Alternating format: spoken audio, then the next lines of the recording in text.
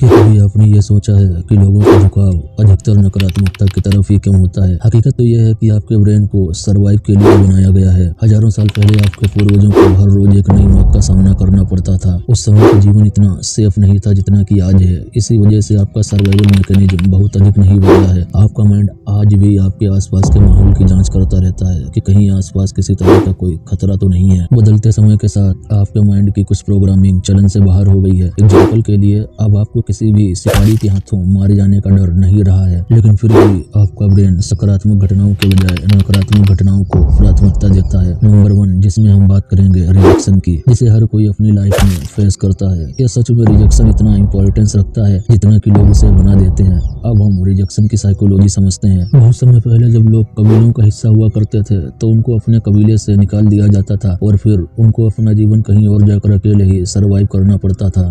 और यही वजह थी कि उस वक्त लोग कहीं वो अपने समूह से अस्वीकार न कर दिया जाएं, इसलिए अस्वीकृति के संकेतों पर गहरी नजर बनाए रखते थे और यही उनके माइंड में हार्ड वायर्ड हो गया। और वही प्रोग्रामिंग आज भी हमारे माइंड में स्टोर है। लेकिन अगर आज आप रिजेक्ट भी कर दिया जाए तो भी आपके लॉन्ग टर्म सर्वाइवल पर कोई असर नहीं होता है। हो सकता है कि आज सारी दुनिया आपसे नफरत करती हो, लेकिन फिर भी आपके पास एक अच्छी सी नौकरी, सिर पर छत और आपके मेज पर भोजन रखा हो।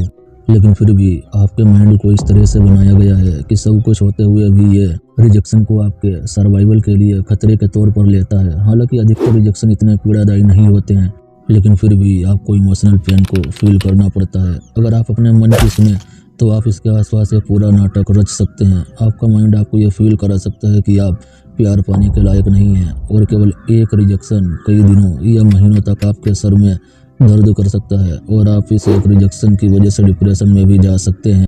आपको पता है, केवल एक नेगेटिव आलोचना कई सकारात्मक आलोचनाओं पर हावी हो सकती है। यही रीजन होता है कि हमेशा 5 स्टार रिव्यू पाने वाले ऑथर को 1 स्टार वाला रिव्यू पाना बहुत बुरा लगता है, जबकि वो जानता है कि इससे उसके सर्वाइवल पर कोई असर नहीं होगा। पर ऑथर का मन ये मानने को तैयार ही नहीं होता है।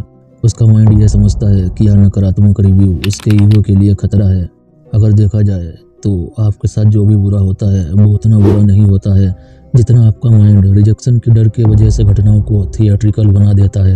मान लो अगर आपके ऑफिस में आपका बॉस आपकी आलोचना करता है तो हो सकता है कि आपका माइंड इसे खतरे के तौर पर ले और आपको ये फील कराए, अगर बॉस ने मुझे ऑफिस से निकाल दिया तो, अगर मुझे दोबारा जल्दी नौकरी नहीं मिली तो, अगर मेरी पत्नी ने मुझे छोड़ दिया तो मेरे बच्चों का क्या होगा, अगर मैं उनसे दोबारा नहीं मिल सका तो। लेकिन ऐसा कुछ भी नहीं होता है आपके साथ।